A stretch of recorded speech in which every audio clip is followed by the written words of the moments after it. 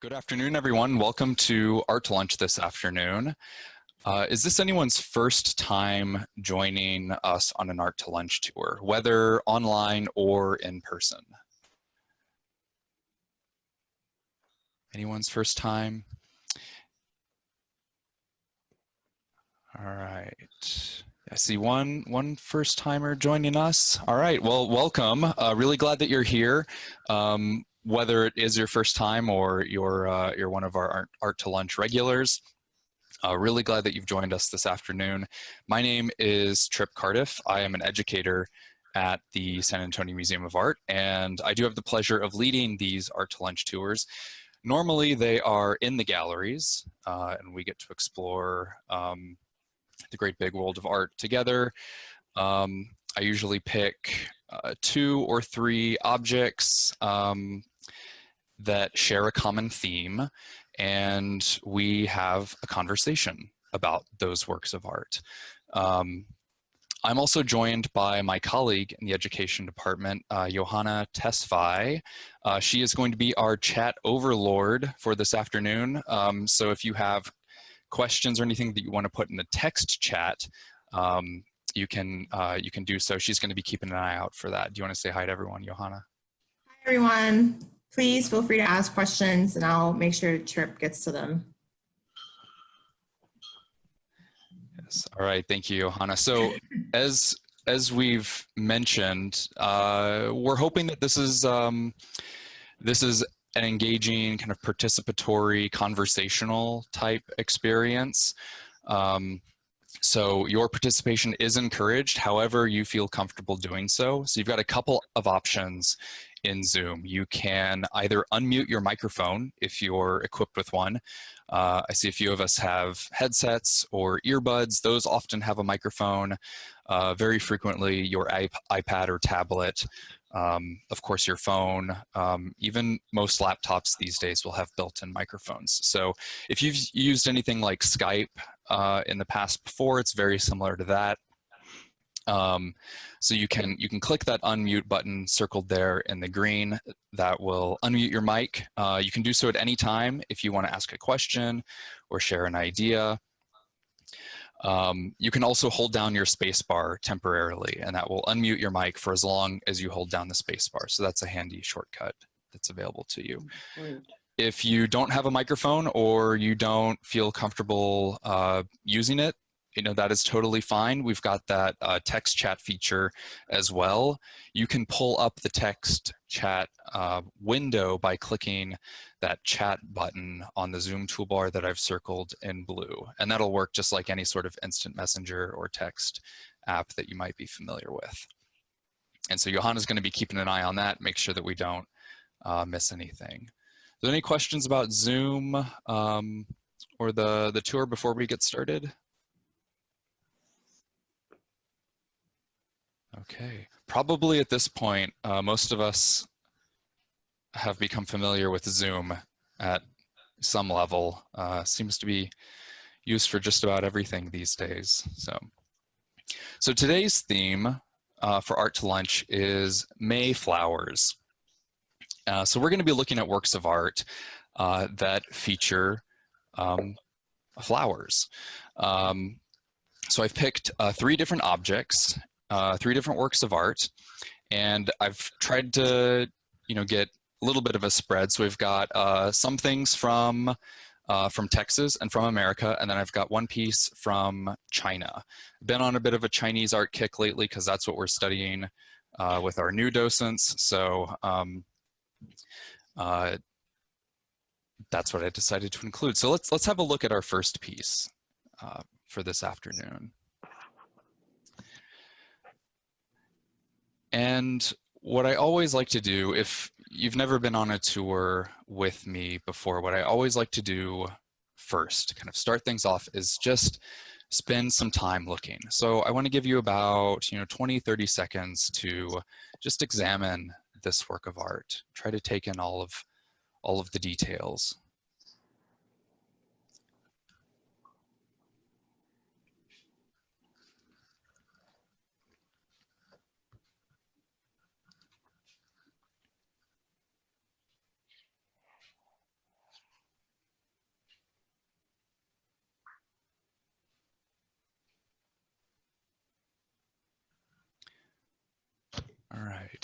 So I hope we've had a good look.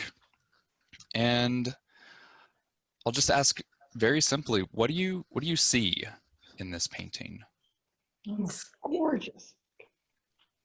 It's kind of classical Japanese in feeling, but the palm trees don't work. So you're seeing something that reminds you of Japanese art. Can you maybe pinpoint for me a little bit what you're picking up on? The mountains in the distance, the birds. Okay. So that focus on the natural world, you're sensing as being very Japanese in sensibility. Those kind of misty mountains way off in the background. Wildlife, doing their thing. Yeah, there is, something a little Japanese about that. But I think you're right. We've got those palm trees that maybe doesn't quite fit. Any other observations? Adrian from the chat is saying that they're seeing a detailed brush strokes, and Edie and Mark, like the Amazon jungle is kind of what they're feeling. Okay, so yes, very detailed brush strokes. Again, if we were in the galleries, we could kind of, ease in a little bit and really examine those. I'm afraid if I can try to zoom in here actually, and things start to get a little pixelated, but I mean, you can see just how detailed this work is. The individual little petals and the highlights, very, very detailed brushwork, absolutely. So Edie and Mark said that they see the Amazon jungle. Can I ask you to tell me a little bit more about why you use that term jungle? Well, because it's tropical flowers, and it's the passion vine, and it's tropical trees. They look like misty rainforest, Mark says. Yeah, there's a lot of vegetation. A lot of vegetation, right? Yeah, if we look back, we're picking up again on those misty mountains there in the background. So noticing now that this looks like that kind of rainy or humid atmosphere that we associate with tropical environments like the Amazon. Also drawing our attention to this flower here, the star of our show, right? And I think you even identified it. What did you say you thought this was? It's a passion flower. Passion flower, exactly. Yeah. Sorry, Nikki? You've got the passion flowers, and then you've got the passionate courtship dance of the birds, and you've got two mountains. I mean, I just see passion through the whole thing. I just think it's cool. Oh, that's such a nice observation, like the pairings that are going on. You've got you pointed out our other, our supporting cast, as it were, of these hummingbirds here doing what looks to you like maybe some kind of courtship ritual.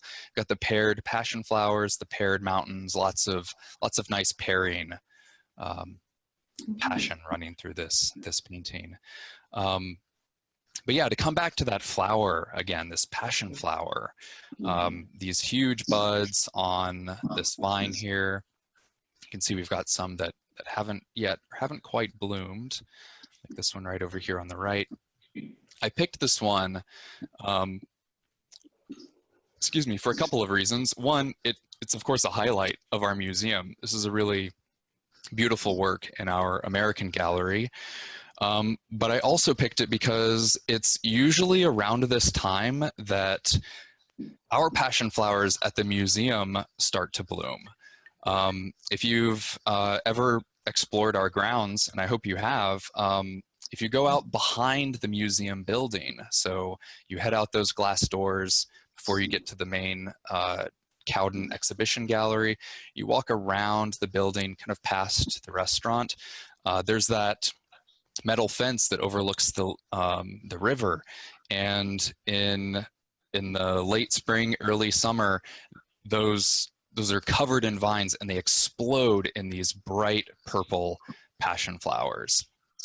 And wouldn't you know it, we get visited by hummingbirds as well. So I definitely wanted to include this one because it reminds me a little bit of the museum, and not just because it's a work from our museum collection. Are there any other observations or questions, thoughts about this piece? I Where love the does, conversation that we've had so far. where does it come from? So this, are you asking about the artist and the work, or the image itself? Like what is The artist and the work. Okay, so this is by an artist named, and I'm just blanking on his name. Oh, actually, sorry, I've got it right here. Martin Johnson Heed. He's an American artist, and he's got a pretty interesting story. He came to art a little bit later, and he learned from some self-taught artists before going to school himself, and he eventually moved to New York City, and he got a studio with a bunch of the Hudson Valley. Oh man, I'm really having a hard time today. The Hudson River Valley School, So Albert Bierstadt was one of the guys he was studio mates with. We've got a great big landscape by him. And it was from those artists that he really started getting interested in landscape painting. And one of his studio mates and one of his close friends was Frederick Edwin Church. And Church had painted this colossal canvas called, blanking on all of my names today, The Heart of the Andes. So that was an image of a kind of tropical environment with waterfalls and mountains and lush vegetation. And that in part inspired him to start traveling to the tropical regions of the Americas. So he spent about 2 years in Brazil doing, he did at least 40 paintings while he was there. And the goal was, and I'm not 100% sure if this was kind of part of that project, but his goal was to create an illustrated book about hummingbirds, much like some of the illustrated like travelogues that were being published around that time, like Darwin's Voyage of the Beagle. There were all those, illustrations, plates of birds and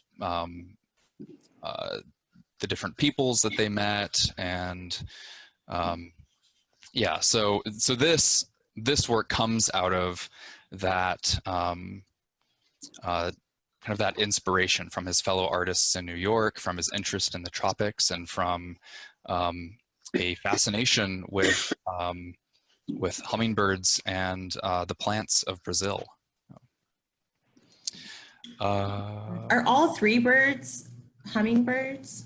Yeah, so we actually have 3 birds, and my eye is always drawn to these 2. They seem to be the most conspicuous, but then we've actually got a 3rd one right here, kind of perched. And they are all 3 hummingbirds. I tried the other day to identify them and realized that I was way out of my league. So I'm not gonna try, but presumably they're from the Brazilian rainforest. So three hummingbirds here. I know you have at least two types, which surprised me, but they're such fighters. We have hummingbird feeders and they fight all the time. So that kind of fits in. And you've got stormy weather, stormy passionate birds. And then you have this beautiful passion flower. The brushwork, the detail is just gorgeous. And those leaves, I'm so impressed. Yeah. From the chat, we have Lorena and Chris saying that it could possibly be 2 males fighting over a female on the lower branch. Yeah. Maybe so. Like I said, I tried to identify them and sort of gave up after a half hour or so. So yeah, it might be that sometimes birds, they have different plumage based on the sex of the bird. So maybe it's two males fighting over a female. But like Nikki mentioned, kind of coming back to that idea of like passion or drama that's kind of running through this painting. There might be some of Stormy that weather. interaction with the birds. Yeah. All right, let's take a look at our second piece, unless anyone else has some questions or observations. All right. If you've been to the San Antonio Museum of Art, I hope you recognize this piece. And if you don't, I hope, living in Texas, I hope you recognize works like it. So what I'd like to do with this one, this is actually like a little exercise that we do with some of our younger visitors. And I'd like to try to do it with you because I think it might be fun. But I'm going to give you some time to look, kind of like we did with the previous piece. And while you're looking, I want you to really activate all of your senses. So not only am I curious about what you see, but I'm curious about if you were in this environment right now, what would you smell? What would you hear? What would you be able to reach out and touch and feel? What could you taste even? So spend a few moments looking at this painting and thinking about that, thinking about how your senses would be responding if you were in this landscape. So I'll give everyone a few moments and then we'll chat.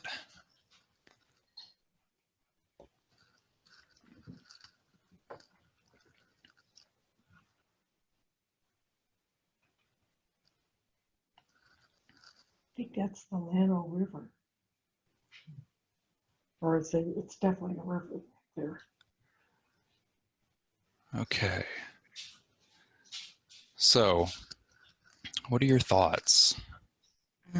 We have one user saying that they would feel the breeze. Another, Migdalia, said cotton candy. And then Interesting. flowers, it seems hot, maybe late afternoon with the shadows. Okay, so we might feel the breeze, kind of a gentle movement of air. I think I would agree with that there's maybe just a touch of a breeze. Something seems very still, at least to me, about this painting.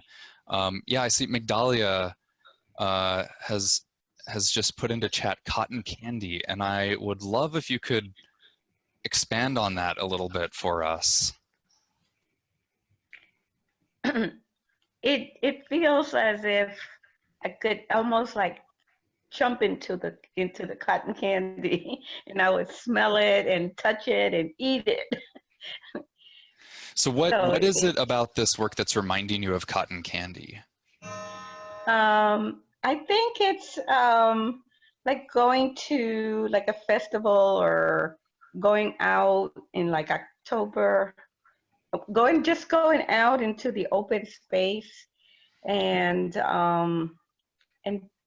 just wanting to almost eat the landscape. I mean, eating the landscape. Like, I don't want to just see it. I want to touch it and eat it and feel it.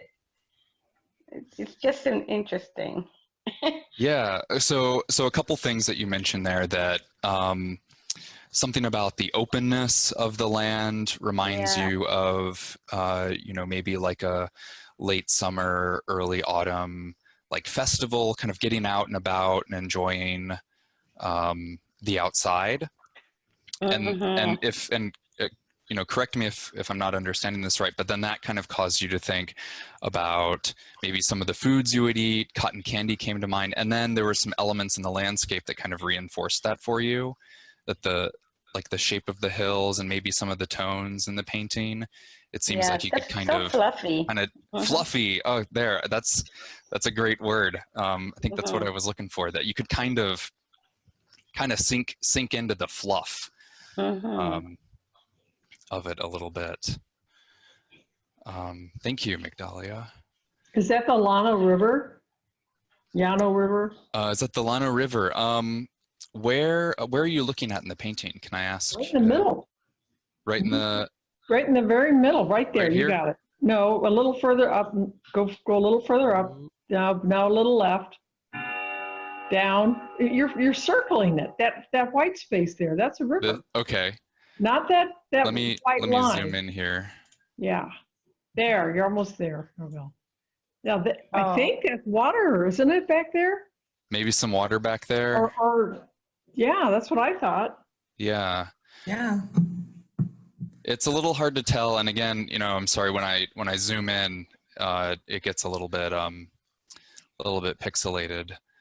So pretty. Those hills. I have a question. Yeah, about sure, the- yeah. They said that the sky takes up most half the painting. Was the artist really into painting skies? Do you know? Yeah, you are right that the sky takes up roughly 50% of the painting. Yeah.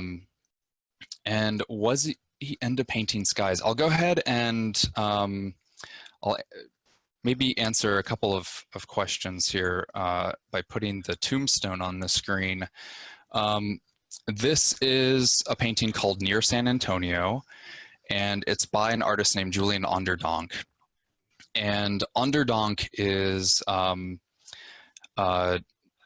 belongs to kind of an offshoot of the Impressionist movement, and he was predominantly a landscape painter. He loved painting Texas landscapes, and he enjoyed painting, especially the hill country. That's where, you know, he lived for much of his life, in and around San Antonio. In fact, his former studio is on the grounds of the Whitty Museum. You can go visit today. And so he was just fascinated with the Texas hill country landscape. And I think part of the Texas landscape is the sky. You know, there places like, you know, the hill country or maybe a little bit further west, you know, often get called like big sky country because it's such a prominent feature of the world around you as you view the landscape. So I don't know that he was like super interested in skies specifically, but I think that they're just such an important component of a Texas landscape that you can't not notice it and you can't not talk about it.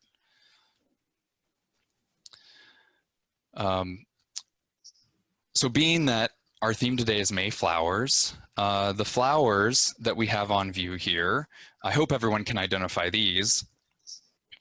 These are our famous bluebonnets.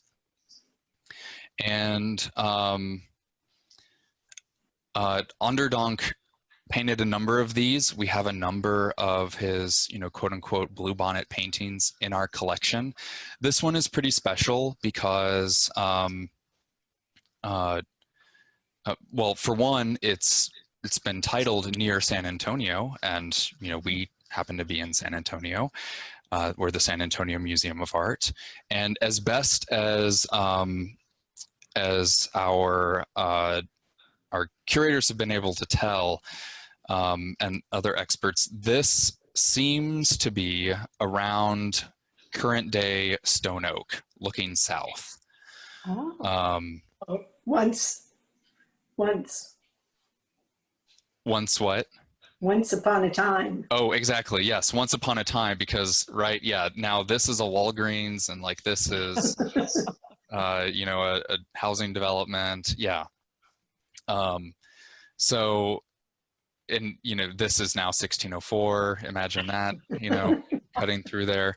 I prefer this version of that particular landscape, I think.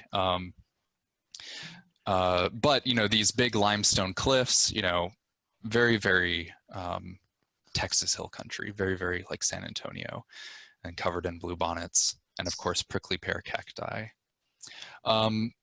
I noticed in the chat, sorry, Johanna, didn't mean to Go steal for your it. job there, that Mary was asking if this was the painting that hung in the Oval Office. And it did, in fact, hang in the Oval Office during the term of George W. Bush. So he asked our museum and a couple others, he borrowed 3 Onderdonk paintings to hang in the Oval Office to remind him of home. And so ours, this one that we're looking at was one of them. So quite the distinction for a painting to hang in the Oval Office, I think. Any final questions or observations or other things that you were able to feel or smell or touch as you were looking at this?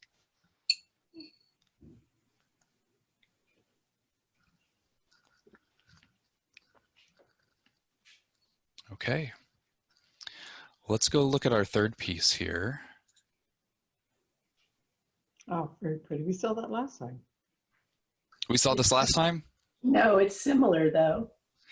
If you joined in for our last Art to Lunch, I do have to apologize because I've been on a Chinese art kick. As I mentioned, that's what we're studying right now with our new docents. And so I've just got Chinese art on the brain all the time. So, but it does look similar. This is similar to a previous work that we highlighted, and similar to a lot of works in our Chinese ceramics gallery. This is that famous blue and white porcelain. So the Chinese, the technology itself probably came from the ancient Near East, but the Chinese really master this technique of painting with a cobalt blue under the glaze.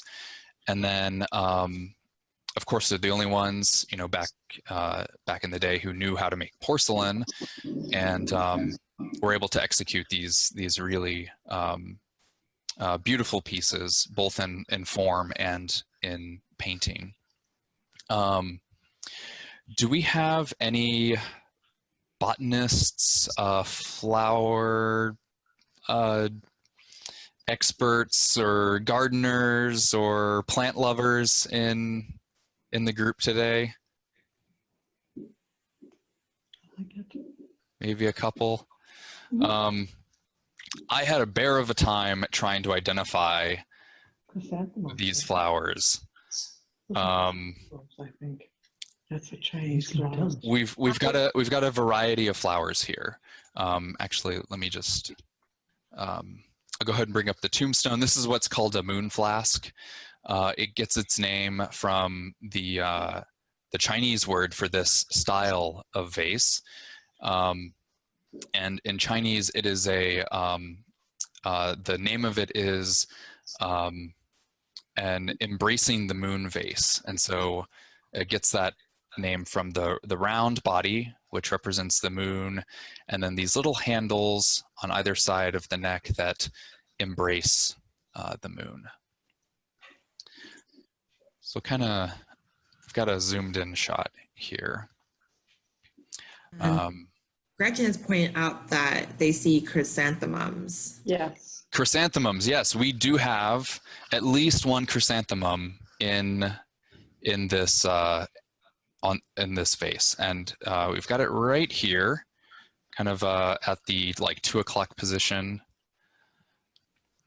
Yeah, I agree, Lorene. Chrysanthemums is just one of those words that, you know, thank God for spell check. How about dahlias in the lower left? Dahlias in the lower left. Yeah, right. You're Right touching it. here. I would maybe. Maybe, yeah. So one of the tricky aspects of Chinese painting is that one, it's highly symbolic and it's often very highly stylized. So I was a little bit like you guys. I was like, oh, bingo, that is a chrysanthemum. We've got tons of little rounded petals. I know that one. And I am not sure about almost all of the other ones. So I had to ask for help from our one of our curators of Asian art, because oh, excuse me, I didn't mean to punch my microphone. So we've got at least 5 kinds of flowers here, and each of them has a special meaning. And you know, we kind of think about flowers the same way, right? Like when we send flowers, the kind of flower that we send or we give has like maybe a message or a meaning to it. Can anyone think of any examples of that, perhaps? Lilies at Easter time. Lilies at Easter time, so like representing, you know, maybe spring and, you know, that idea of like rebirth. Yeah. Red roses for love. Red roses, yeah, red roses, dozen red roses represent romantic love. That Daisy. red. Yeah, daisies for innocence. Great, yeah, daisies for innocence. Any other ones that like associations that we have with flowers when we gift them to each other? I was thinking like red roses for love and for romance, and yellow roses, if I'm not mistaken, are friendship. Is that right? Yes. So, okay, I see Michelle saying yellow equals friendship. So thank you. So, you know, we have some of the same, or we have a similar kind of set of associations that we ascribe to flowers, and the Chinese had a very complex like set of symbols that they use. So we can walk through some of them. I'll point out some of the flowers and what they represent. So the first one is up here at the top, and that's a peony. And it looks like we've got at least one other one down here. Mm-hmm. So the peony in Chinese art and culture is considered the king of flowers. And so that's one thing that I should say right off the bat, is that I think often in the like European, the like Western tradition, we associate flowers with femininity. That is not necessarily the case in Chinese art and culture. So, you know, we have a peony that is a king of flowers, and we'll get to another one that is often called the gentleman of flowers in a little bit later. So they're not always ascribed like feminine attributes or associations. The peony is the king of flowers. They grow really, really big. They're very elegant. And they represented, among other things, rank, wealth, and honor. And then also, because they start to bloom around the same time that our bluebonnets do over here in the in like the kind of mid spring. So they're associated with the springtime. So we've got rank and honor and wealth and springtime all tied up in the imagery of a peony. The second flower that I'll draw your attention to is this one. And I think we've got another one over here as well. This is a crabapple blossom. The crabapple blossom, it And again, if you joined me on the last Art to Lunch tour, you might remember this, but a lot of the symbolism in Chinese art comes from puns and homophones, like words that sound similar. So the word for a crabapple blossom shares a character or sound with the central hall of the house. So you know, think of like your living room or your hearth or something like that. You know, your central gathering space in the home. Maybe it's the kitchen. It's the kitchen at my parents' house. So, and when that is combined with the peony, so we've got the crabapple blossom and the peony, when those appear together, it's usually a wish that one's home, one's household will receive honor. So we've got this pun on the hall of the house, and the peony, which represents honor. So we have a kind of a visual well wish that someone's household will be honored. Now this one I never would have guessed in a million years. So big thanks to Sean Yuan, one of our curators of Asian art. This one here in the middle, as well as I think it was this one, and I think this one were all lotuses. So the lotus is a lot of the symbolism imagery comes from Buddhism. It's an important symbol in Buddhist art, and where it was associated with the Buddha himself and with the idea of enlightenment. So the lotus is it grows in ponds, and it grows out of the bottom of the pond, the muck and the gunk in the bottom of the pond through the water, and then it opens up as a pure white or sometimes pink or yellow flower, unsullied by all of the gunk that it grew out of. So it becomes associated with purity and perfection because of that. So it can grow out of mud, but you end up with this very beautiful flower. It can also represent peace, and it is the flower primarily associated with the summer. So we've got the peony that represents spring, and the lotus represents summer. And then, yes, for those of us whose eyes beelined it to the thing that we thought we could recognize the best, this is, in fact, a chrysanthemum. And this is the one that I mentioned about, the gentleman of flowers. The chrysanthemum is the gentleman of flowers. It's not as ostentatious as a peony, which is the king of flowers. It's a little bit more humble and restrained. So the chrysanthemum is the gentleman. So because of that, it gets associated with scholarly pursuits and intellectual achievement. And it is also associated, because it blooms about this time, with the fall and the autumn. So you might be noticing a theme. The final one that I'll point out is the camellia. And I definitely had to look this one up. I did not know what a camellia was. But it grows on an evergreen shrub, and it's apparently related to tea. So, there's some cocktail party trivia for you. So it's evergreen, and it puts out these kind of bright red flowers at the beginning of winter. So a little bit after like the first frosts and the first snows, and it puts out these blooms, these bright red blooms that contrast with the kind of icy world around it. So it becomes a symbol for endurance under adverse conditions.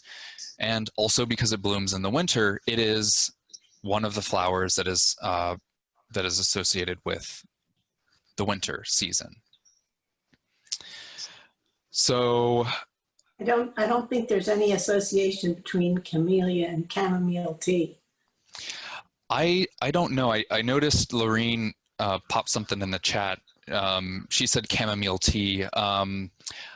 I didn't happen to come across anything like that when I was doing some quick research on the flower, but I didn't really look too much into the plant itself. So it might be, there might be a relationship there. I'm not sure. I don't know. My son's been trying to grow chamomile, and it's these little teeny weeny plants.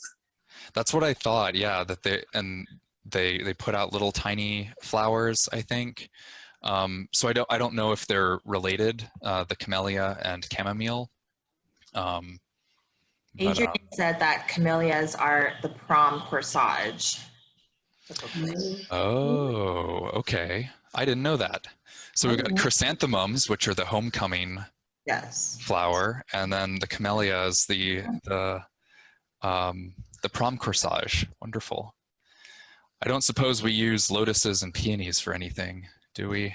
In high school? Nothing. Oh, go ahead, Nikki. Sorry. I was just going to say, prom is in the spring and camellias grow in the winter. I mean, unless you're going to fly these in from South America, and they might. Yeah. It just surprised me. Yeah. Sorry, I didn't mean to interrupt. No. That's absolutely fine. Yeah, some of the, just like fruit and vegetables at the grocery store, the seasonal availability of some of these flowers has probably changed over the years. But in traditional China, these are the seasons that they were associated with. So the overall message of this vase, if we kind of take everything together, we've got all these flowers decorating the surface of the vase, and most of these are repeated.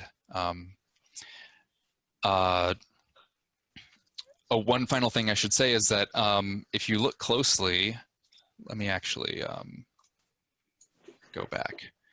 If you look closely, they're all growing on the same vine, which, of course, realistically is impossible unless you're like some sort of wizard with grafting different plants to each other. But in Chinese art, when you put things on a vine, the word for vine sounds like the word for 10,000. So you are amplifying the message of whatever it is that you put on the vine by like 10,000-fold. So when we take all of that together, all of our different flowers with all of their different associations, all on this one vine, the message of the vase seems to be kind of like it's like a nice greeting card almost. Like, may you and your household be peaceful and honored year over year over year. In all 4 seasons. In all 4 seasons, yeah, exactly. So any questions or observations about this final piece here? Could you maybe define what tombstone information is? Oh, yes. Yeah, let me go back a little bit. Just see all slides here. So yes, I used the word tombstone earlier, and I apologize because that's a little bit of museum jargon. But we use tombstone to refer to this information that you see down here. So when you go into a museum gallery and you see the label next to a work of art, the tombstone is the thing that has the name of the object, the name of the artist, the date it was made, the dates the artist lived, what it's made out of, its dimensions, who donated it, and then usually like a little accession number for record keeping purposes. So that's the tombstone. That's everything you need to know, like basic info about the object on a single card. So I hope that clarifies that for you. Another question is asking if this flask was decorative, or was it meant to actually hold liquid?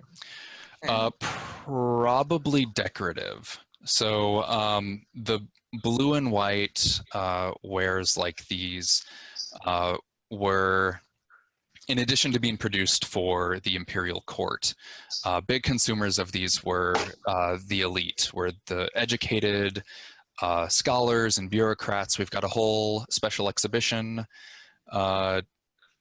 in the galleries where we can't look at it right now, unfortunately, but Elegant Pursuits is all about that, the culture of those elite scholarly individuals.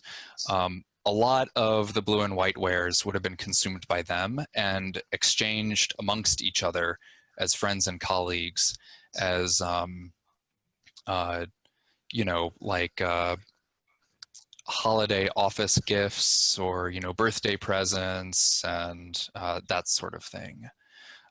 So it's largely decorative, but it also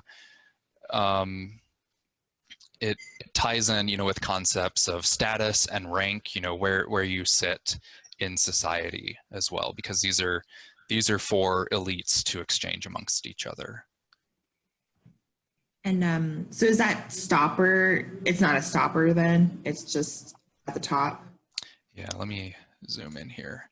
So all of this is porcelain, Right. and it's all one piece. And so this is the lip here and the mouth of the vessel. So this is actually open into the interior.